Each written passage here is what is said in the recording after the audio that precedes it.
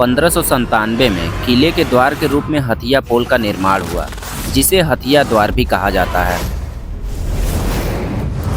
औरंगजेब के समय में फांसी गृह का निर्माण हुआ। जैसे काला पानी की सजा प्रसिद्ध थी, वैसे ही यह फांसी घर के रूप में प्रसिद्ध हुआ और यह किला एक प्रकार से यातना गृह हो गया।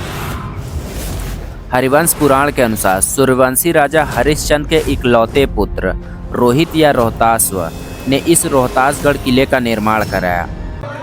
इन करम के वृक्षों को राजा वीरंजन उर्रांव ने लगवाया था। राजा वीरंजन आदिवासी उर्रांव जनजाति के राजा थे। कहा जाता है कि इस किले की घेराबंदी 40 किलोमीटर की लंबाई में फैला हुआ है, जिसे शेरशाह सूरी ने करवाया था। महल के करीब 1.5 किलोमीटर दूर उत्तर पश्चिम दिशा में 2 मंदिरों के अवशेष भी देखने को मिलते हैं। एक भगवान शिव का मंदिर, दूसरा भगवान गणेश जी का मंदिर। भगवान शिव को मंदिर को चौरासन मंदिर भी बोलते हैं। नमस्कार, मैं शुभम कुमार, एक engineer, traveller bye passion and explorer by heart. तो आज हम आपको लेके चल रहे हैं भारत के सबसे बड़े किले में से एक रोहतासगढ़ किले में। अब यहाँ पर पहुँचने की बात करें तो यहाँ पर पहुँचने के लिए 2 रास्ते हैं। एक तो आप रोहतासगढ़ या अकबरपुर से 2-3 किलोमीटर की पैदल यात्रा के साथ ही लगभग 2000 फीट की चढ़ाई करके राजघाट गेट होते हुए इस किले पे आ सकते हैं, और दूसरा गूगल मैप के द्वारा अपने कार या बाइक से भी आ सकते हैं। सबसे पहले आना है आपको अधौरा। अधौरा से होते हुए आपको लेना है लेफ्ट टर्न। फिर आदिवासी मार्केट होते हुए, बिहार के आदिवासी बाजार की खासियत होती है कि ये अपने आदिवासी समुदाय के पारंपरिक चीजों को बेचते हैं। इस विद्यालय से राइट टर्न लेकर फिर आगे से लेफ्ट टर्न लेके जंगल और कच्चे रास्ते से होते हुए किले के लाल दरवाजे के पास आ जाएंगे। कहा जाता है कि इस किले की घेराबंदी जो चारों तरफ से दीवार उठी हुई है, इसको शेरशाह सूरी ने करवाया था और सुरक्षा की दृष्टि को मद्देनजर रखते हुए उसने इस पे कोटे का भी निर्माण कराया था, जिससे कोई भी इस किले पर हमला न कर सके। और इस किले की पहरेदारी करने के लिए शेरशाह सूरी ने 10,000 सैनिकों को तैनात किया था। यह किले का मुख्य द्वार है, जिसको लाल दरवाजा भी कहा जाता है। यह दरवाजा मुख्य किले से लगभग 8 किलोमीटर दूरी पर मौजूद है। यह काफी भव्य दरवाजा है। मुख्य गेट के दोनों साइड काफी बड़े बुर्ज बने हुए हैं, जो इस गेट को मजबूती के साथ दुश्मनों से सुरक्षा प्रदान करते हैं, और साथ ही इसके बुर्ज पर तोप वगैरह रखकर दुश्मनों पर हमला किया जाता है। इसके गेट पर हाथी द्वार की तरह ही पत्थर पर नक्काशी और शिलालेख लिखे हुए हैं, जो अकबर के शासन काल में बंगाल के सूबेदार मान सिंह ने करवाया था। तो अभी हम लोग आ गए हैं लाल दरवाजे के अंदर। दरवाजे को खोलने और बंद करने के लिए 2 दरबान रहते होंगे, जिनके बैठने के लिए दीवार के दोनों साइड जगह बनाया गया है। यही मेन गेट के पास बड़े बड़े बैरक बनाए गए थे। इन बैरकों में वे सब सैनिक रहते थे जो इन गेट की सुरक्षा में लगे रहते थे। इन बैरकों को देखकर लगता है कि यहाँ पर काफ़ी ज़्यादा सैनिक रहते रहे होंगे। इस लाल दरवाजे का वीडियो करप्ट हो जाने के कारण हम लोग आपको इसको डिटेल से नहीं दिखा पाए, इसके लिए हम सभी को खेद है। सुरक्षा की दृष्टि को देखते हुए इस लाल दरवाजे के बाद तुरंत ही एक दूसरा गेट बना हुआ है, जिसका रास्ता ये दाहिने साइड से जाता था। वर्तमान समय में इस किले की दीवार गिर जाने के कारण और सुविधा के लिए इस सीधे रास्ते को बना दिया गया है, लेकिन किसी जमाने में ये पूरा किला चारों तरफ से दीवार से घिरा रहा होगा। और ये रहा वो दूसरा दरवाजा जो लाल दरवाजे के बाद आता है, और ये दूसरे साइड पूरा खाई है, और उसी के जस्ट बगल में लाल दरवाजा, और लाल दरवाजे के बाद ये दूसरा दरवाजा था। देखिए मेन गेट के ऊपर साइड आर्चनुमा आकृति या कह सकते हैं एंट्री गेट की तरह गेट बना हुआ है, और ये दूसरे साइड देखिए ये दूसरा दरवाजा है एंट्री करने के लिए। वो लाल दरवाजा से होकर ये एंट्री दरवाजा ये दूसरा था, और ये कुछ इमारत वगैरह रही होगी उस टाइम। और ये देखिए ऊपर 2 ठो गाटर दिख रहा है, ये किस काम के लिए था ये हम नहीं बता सकते आपको।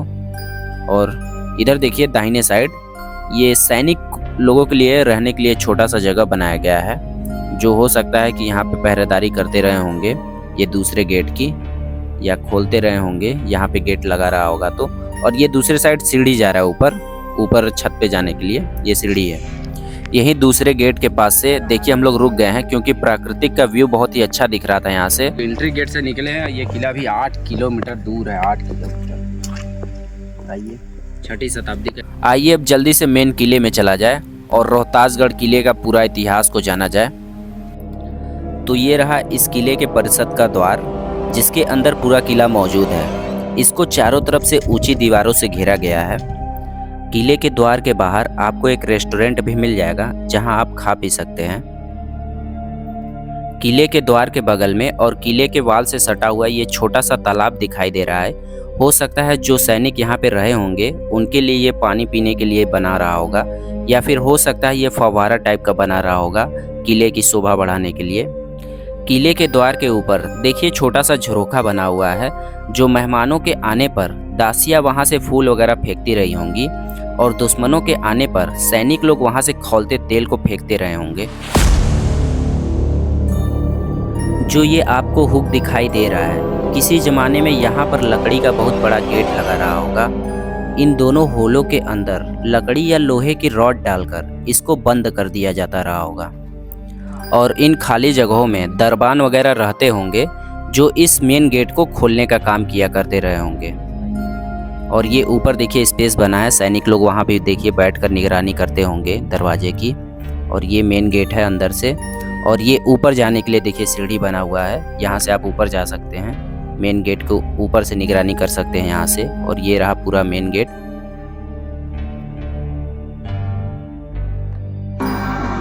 तो अभी हम लोग महल के मेन गेट पर आ गए हैं, जिसको हथिया पोल या हाथी द्वार भी कहा जाता है, जिसको 1597 ईस्वी में अकबर के सेनापति मानसिंह ने करवाया था। इसका नाम हाथी द्वार इसलिए पड़ा क्योंकि उस समय कैमूर पहाड़ी हाथियों के लिए बहुत फेमस जगह थी। पुराणों में भी बताया गया है कि यह हाथियों के लिए बहुत प्रसिद्ध जगह थी, और राजा लोग इसको शौर्य का प्रतीक भी मानते हैं। इस गेट पे लगे हाथी को यदि आप ध्यान से देखेंगे तो इसके सूंड पर देखिए सीकड़ वगैरह लपेटा गया है, और इसके ऊपर देखिए किसी चीज़ से कवर करके उसको भी सीकड़ से लपेटा गया है, और इसके सर को देखिए कवर किया गया है। और आप इसके दांत पे ध्यान दे रहे होंगे तो इसके दांत पर देखिए 2 रिंग लगा हुआ है, और इसको फूलों से सजाया गया है। इस द्वार के ऊपर भी देखिए झरोखा बना हुआ है, जहाँ से मेहमान लोग आते होंगे तो दासियाँ लोग वहाँ से फूल वगैरह फेंकती होंगी, और दोनों साइड देखिए बड़े बड़े झरोखे बने हैं। यहाँ पे सैनिक होते होंगे बैठे, जो निगरानी करते होंगे इस महल की, या हो सकते हैं दासियाँ बैठती होंगी। आइए अब रोहतासगढ़ के स्वर्णिम इतिहास पर एक नज़र डाल लिया जाए। तो इस किले की शुरुआत होती है त्रेता युग से। अयोध्या के राजा त्रिशंकु के पौत्र और राजा हरिश्चंद्र के पुत्र रोहतासु ने इस किले का निर्माण करवाया था। हरिवंश पुराण के एक कथा के अनुसार रोहित जब 12 वर्ष के हो गए थे तो इस स्थान पर आए थे, और यहाँ पर रोहितपुर के नाम से इसको बसाया था। और पुर एक संस्कृत शब्द है, जिसका ऋग्वेद में मतलब होता है कोई किला या बड़ा शहर। और रोहतास 6 वर्ष तक यहाँ रहे थे। उस दौरान जब वो बड़े हो गए तो उन्होंने यहीं पर एक जनजाति की लड़की के साथ शादी कर ली, और यहीं पर इस रोहतासगढ़ किले का निर्माण कराया।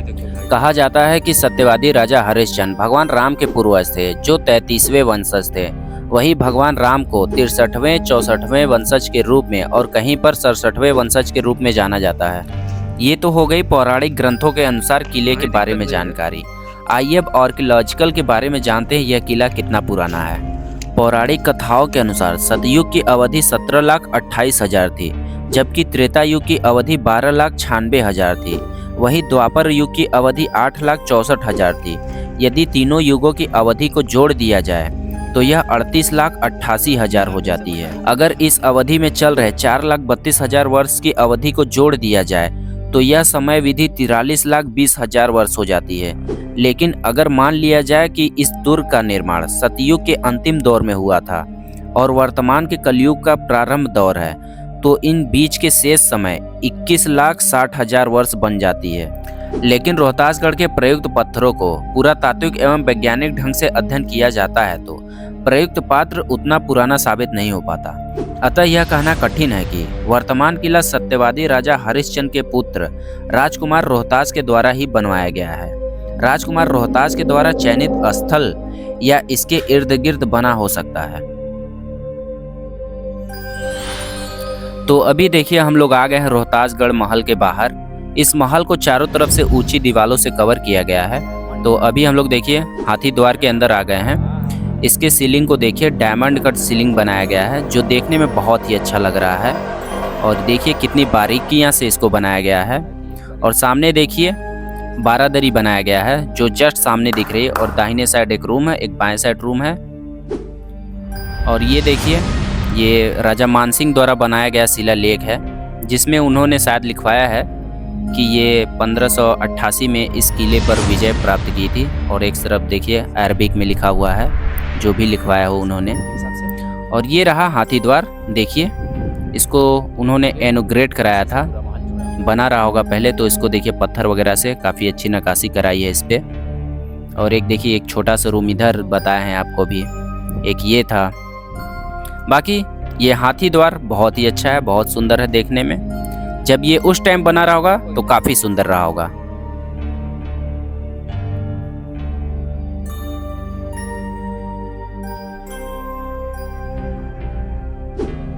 देखिए हाथी द्वार के दाहिने साइड जस्ट बगल में एक दरवाजा बना हुआ है, जो ऊपर जाने के लिए रास्ता है। तो चलिए हम लोग हाथी द्वार के छत पर चला जाए और ऊपर के दृश्य को देखा जाए।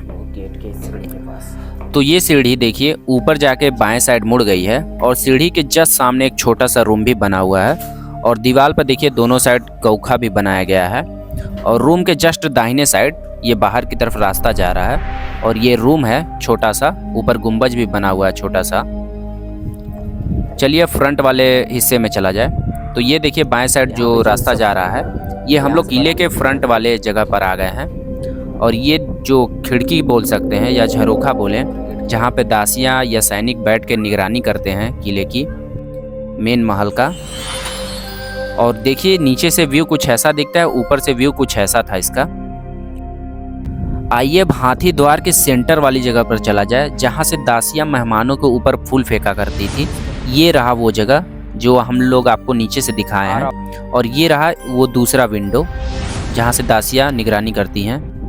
हाथी द्वार का ये छत है, देखिए ये गुंबज के लिए लगता है इतना ऊंचा बनाया गया है इसको, जो नीचे गुंबज बना था। वो देखिए दोनों साइड रास्ता बना हुआ है, जो हाथी द्वार पर जाने के लिए बना हुआ है। और एक रास्ता देखिए सीढ़ी से ऊपर आने के लिए बना हुआ है। और ये देखिए ऊपर जा रहा है रास्ता। तो हम लोग देखिए हाथी द्वार के एकदम ऊपर वाले छत पर आ गए हैं। और यहाँ से देखिए बारादरी सीधे सामने दिखाई देता है, जो हिंदू आर्किटेक्चर पर बना हुआ एक महल है, जिसके ऊपर देखिए दो गुंबज बने हुए हैं, जो हिंदू आर्किटेक्चर पे बने हुए हैं, जिसके ऊपर कलश के ऊपर नारियल रखा हुआ है। और ये देखिए ये जो छोटे छोटे गुंबज बने थे, ये जो नीचे रूम था, ये उन्हीं के लिए है। और ये हम लोग आ गए अभी हाथी द्वार का ये पूरा इलाका है। और ये हाथी द्वार पूरा देखिए महल से पूरा सटा हुआ है। ये जो रास्ता एक नीचे से जाता है वो पूरा महल, पंचमहल, और उधर बोलते हैं रानी का महल या रंग महल भी बोल सकते हैं, ये पूरा चला जाता है उधर। कुछ ऐसे जुड़ा है ये पूरा महल, देखिए गेट से पूरा जुड़ा हुआ है। तो हो सकता है इसमें दासियाँ ही रही होंगी।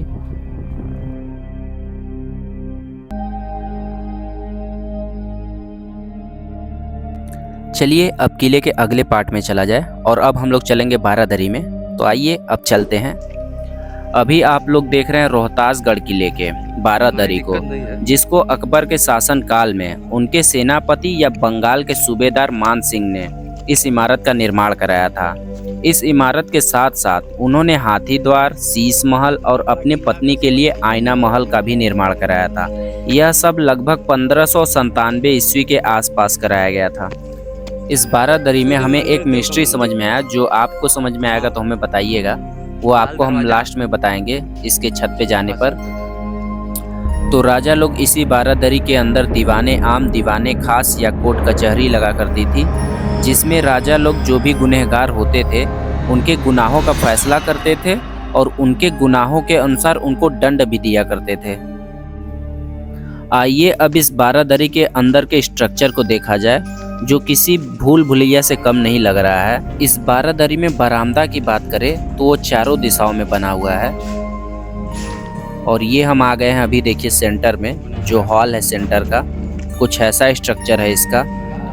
इस बारादरी में यदि आप नीचे का पार्ट देखेंगे तो आपको हिंदू स्ट्रक्चर पे बना हुआ दिखाई देगा।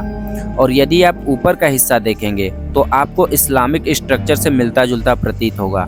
वह इसलिए क्योंकि कहा जाता है कि इस बारादरी को अकबर के शासन काल में उसके सेनापति मानसिंह ने बनवाया था।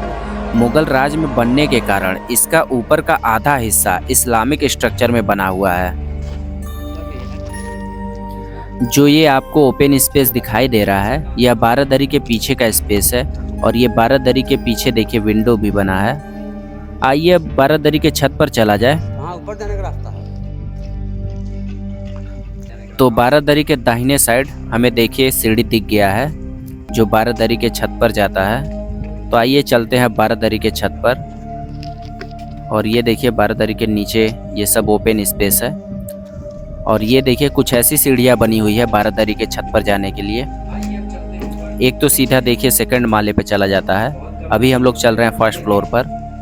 सीढ़ी मिलता है। और ये देखिए फर्स्ट फ्लोर का बालकनी है जहाँ से हमें हाथी द्वार और महल दिखाई दे रहा है। और ये हाथी द्वार के पहले देखिए ये जो ओपन स्पेस है ये है। बाकी ये जनजातियाँ दिखाई दे रही है, आदिवासी, खरवार हो गए, उर्राव जनजाति हो गए। इनके बारे में हम आपको डिटेल में बताएंगे पूरा। अभी इन लोग की भी हिस्ट्री जुड़ी हुई है इस महल से। तो अभी हम लोग देखिए बारादरी के छत पर आ गए हैं और ये छोटा सा रूम है, बालकनी था उसमें साथ में। और ये देखिए बारादरी के दाहिने साइड ये बरामदा है, पिलर वगैरह बहुत अच्छे से बने हैं और ये सेंटर का रूम था।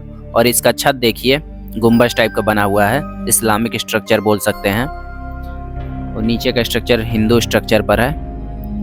और ये गैलरी जा रहा है देखिए दूसरे साइड। ये पूरे बोल सकते हैं कि जो नीचे का हम लोग गए थे सेंटर में जो रूम बना था बड़ा सा हॉल टाइप का, ये उसको पूरा सरपास करके हम लोग दूसरे साइड जा रहे हैं। और ये बहुत पतली सी गैलरी है।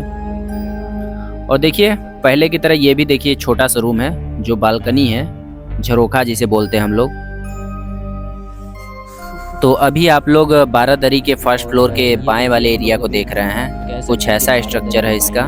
और ये देखिए गाटर से इसको बचाया गया है। और कुछ ऐसा बरामदा है बाएं साइड का। पिलर देखिए बड़े बड़े। और ये सामने कहा जाता है कि मान सिंह का महल है वो, जिसको हम दिखाएंगे। महल है कि मंदिर है ये आपको हम क्लियर करेंगे। और कुछ ऐसा है व्यू। और नीचे देखिए जो बारादरी का दिखाई दे रहा था और ये गाटर से बचाया गया है इसके छत को।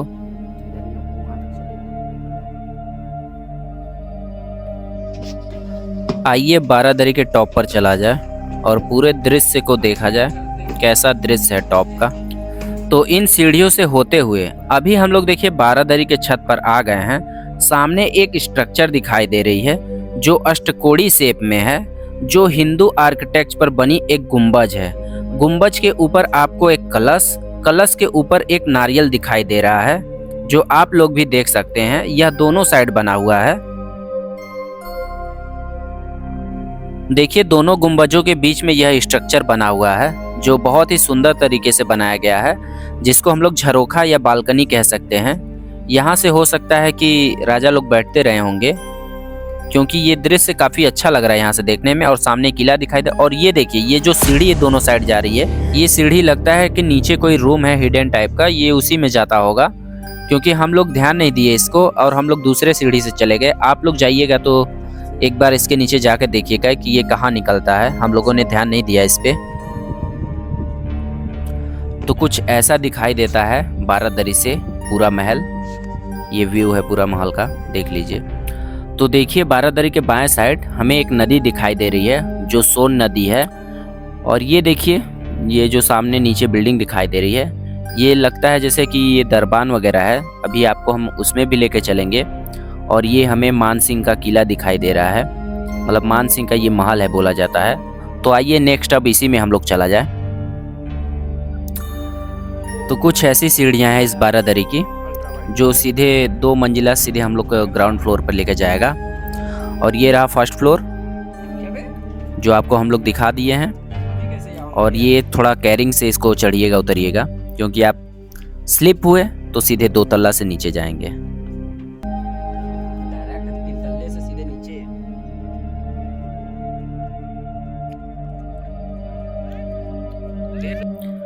तो ये बारादरी का जो बाएं साइड का हिस्सा है इसको हम लोग आपको नहीं दिखाए हैं, तो आइए इसको भी देख लीजिए। जैसे कि अंदर गए पतले रास्ते से होते हुए छोटा सा रूम है और ये बरामदा है फ्रंट साइड का, और कुछ ऐसा रूम है जो इस पे कुछ कार्विंग्स भी की गई हैं। और ये बाएं साइड वाला देखिए बरामदा है पत्थर पर अच्छी नक्काशी के साथ, और ये रहा बारादरी का जो कह सकते हैं अंदर का महल, और ये कुछ इस तरीके से दिखाई देता है। और ये पीछे का एरिया है बारादरी के जो पूरी तरीके से ओपन है, और देख रहे हैं दीवार पर पेंटिंग वगैरह भी की गई है, और आपको हिंदू स्ट्रक्चर पे गौखा वगैरह दिखाई दे रहा है। तो चलिए अब मान सिंह के महल में चला जाए। तो ये रही वो इमारत जिसको राजा मान सिंह का महल कहा जाता है। कुछ लोग इसको पूजा महल भी बोलते हैं क्योंकि इसके अंदर का आर्किटेक्चर आपको किसी पूजा स्थल की तरह ही दिखाई देगा। तो आइए देखते हैं इसके अंदर का दृश्य। और यहाँ से देखिए इसका चौखट शुरुआत होता है, और ये हम लोग अभी बारामदे में आ गए हैं। सामने आपको बारादरी दिख रहा है। तो चलिए अब उस रूम में चला जाए जिसको राजा मान सिंह का महल कहते हैं। तो ये देखिए ये रहा वो महल, और ये सामने आपको दिख रहा है घेरा हुआ छोटा सा पॉन्ड की तरह बनाया गया है।